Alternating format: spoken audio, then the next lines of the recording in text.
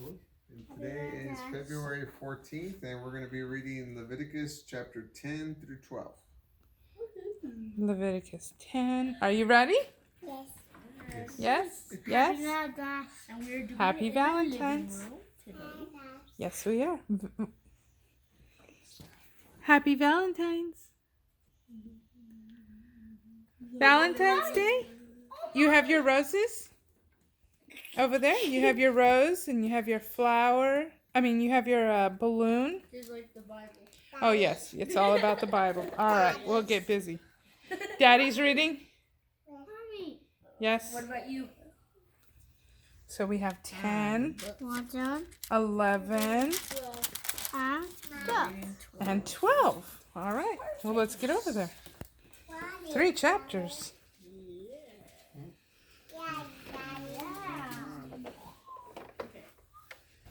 Alright, chapter 10, the death of Nadab and of Abihu.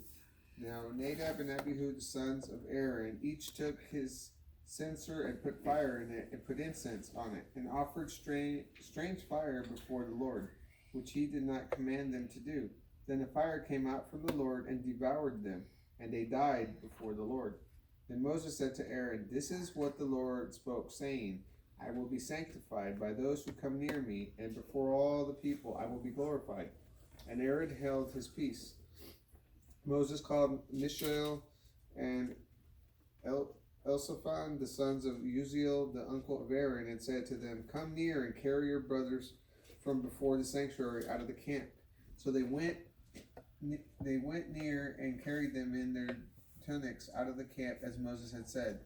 Moses said to Aaron and to Eleazar and Ithamar his sons, "Do not let your hair be loosely disheveled, nor Disheveled. nor rend your clothes, lest you die, and lest wrath come upon all the people. Instead, let your brothers, the whole house of Israel, mourn the burning which the Lord has caused.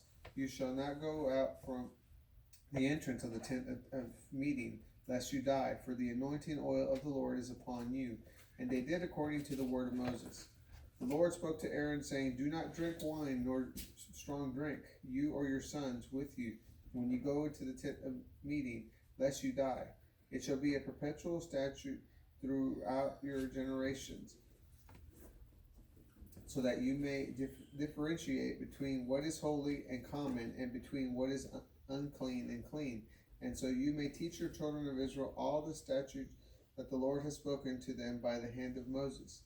Moses spoke to Aaron and to Eleazar and Ithamar his sons, who were left, "Take the grain offering that remains of the food offerings of the Lord made by fire, and eat it without leaven beside the altar, for it is more holy. And you shall eat it in a holy place, because it is your due. It is your due and your sons' due from the food sacrifice of the Lord made by fire. For so I have been commanded. The breast that is waved and the thigh that is contributed you shall eat in a clean place, you and your sons and your daughters with you, for they are your due and your sons' due, which are given out of the sacrifices of peace offerings of the children of Israel. The thigh that is contributed and the breast that is waved they shall bring with the fat pieces of the food offerings made by the fire, to wave them as a wave offering before the Lord. And it shall be yours and your son with you as a perpetual statute, as the Lord has commanded." Moses diligently sought the goat of the sin offering, and saw that it was burned up, and that he was angry with Eleazar and Ithamar, the sons of Aaron, who were left alive, saying, "Why have you not eaten the sin offering in that sacred area, knowing that it is the most holy, and God has given it to you to bear the iniquity of the congregation, to make the atonement for them before the Lord? Its blood was not brought into the inner part of the sanctuary. Indeed, you should have eaten it in the sanctuary as I commanded." Aaron said to Moses, "Today they have offered their sin offerings and their burnt offerings before the Lord, and such things have happened to me. If I had eaten the sin offering today, should it have been accepted in the sight of the Lord?"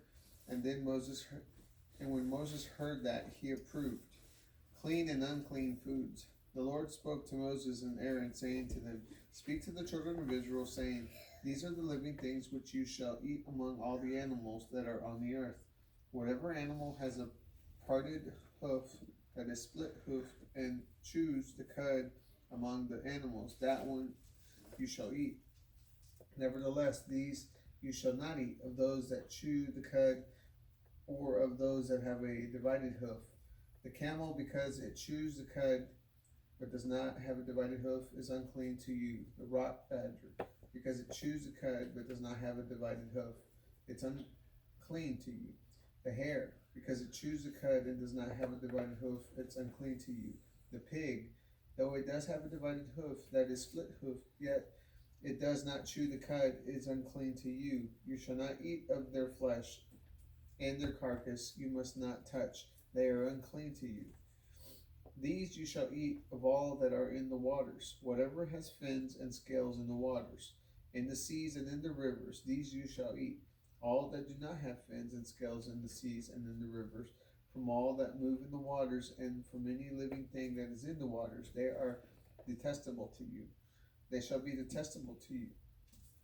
You shall not eat of the flesh, you shall not detest their carcasses. Whatever has no fins or scales in the waters is detestable to you.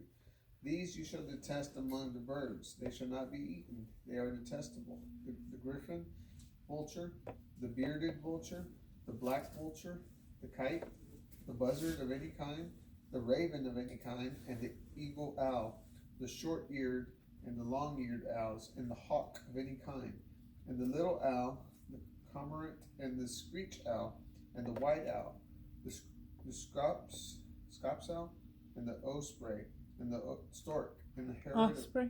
The rumor. osprey, Osprey. osprey, and the stork, the heron of any kind, the hoopoe, and the bat.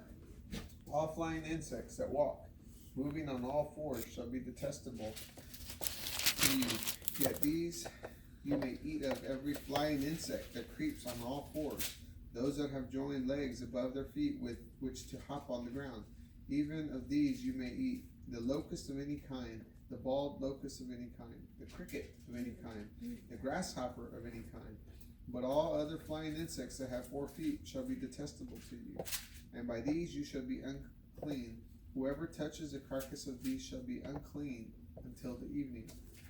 Unclean animals. Whoever carries any of the carcasses of these shall wash his clothes and be unclean until the evening. The carcass of every animal that divides a hoof, but is not completely split hoofed, nor chews the cud, is unclean to you. Everyone who touches them shall be unclean. Whatever animal that walks on its paws, among all manner of animals that go on all fours, those are unclean to you. Whoever touches their carcass shall be unclean until the evening. He who carries a carcass of these shall wash his clothes and be unclean until the evening. They are unclean to you. These also shall be unclean to you among the crawling things that move on the ground: the mole rat, the mouse, the great lizard of any kind, and the gecko, the lizard, the wall gecko, the sand lizard, and the chameleon. These are unclean to you among all that crawl. Whoever touches them when they are dead shall be unclean until the evening, and anything on which they of them falls when they are dead shall be unclean, whether it be an article of wood or clothing or skin or sack, any article that is used for any purpose. It must be put in water, and it shall be unclean until the evening. Then it shall be clean. Every clay vessel into which any of these falls, everything in it shall be unclean, and you shall break it. Any food in it that may be eaten on which water is poured shall be unclean, and any drink that may be drunk in every such vessel shall be unclean. Everything on which any part of their carcass falls shall be unclean, whether it is an oven or stove. It shall be broken to pieces. They are unclean, and it shall be unclean to you. Nevertheless, a fountain or cistern where there is plenty of water shall be clean, but whoever touches their carcass shall be unclean. If any part of the carcass falls on any grain seed that is to be sown, it shall be clean. But if any water is put on the seed, and any part of the carcass fall on it, it shall be unclean to you. If any animal from which you may eat dies, whoever touches a carcass shall be unclean until the evening. And the person who eats of the carcass shall wash his clothes and be unclean until the evening. The person who carries a carcass shall wash his clothes and be unclean until the evening. Every crawling thing that moves on the ground shall be detestable. It shall not be eaten. Whatever goes on its belly, and whatever goes on all fours, or whatever has many feet, from any crawling things that move on the earth, you shall not eat them, for they are detestable. You shall not make yourself detestable with any crawling thing that moves, nor shall you make yourselves unclean with them, that you should therefore be defiled by them. For I am the Lord your God. You shall therefore sanctify yourselves, and you shall be holy, for I am holy. Neither shall you defile yourselves with any manner of crawling thing that moves on the ground. For I am the Lord who brings you up out of the land of Egypt to be your God. Therefore you shall be holy, for I am holy. This is the law for the animals and the fowls and every living creature that moves in the water and every creature that crawls on the ground, to differentiate between the unclean and the clean, and between the animal that may be eaten and the animal that may not be eaten. Chapter 12, Purification after childbirth. Then the Lord spoke to Moses, saying, Speak to the children of Israel, saying, If a woman has conceived and bears a male child, then she shall be unclean 7 days, as in the days of her monthly menstruation, and she shall be unclean. On the 8th day the flesh of his foreskin shall be circumcised, and he shall then continue in the blood continue in the blood of her, purifying for 33 days.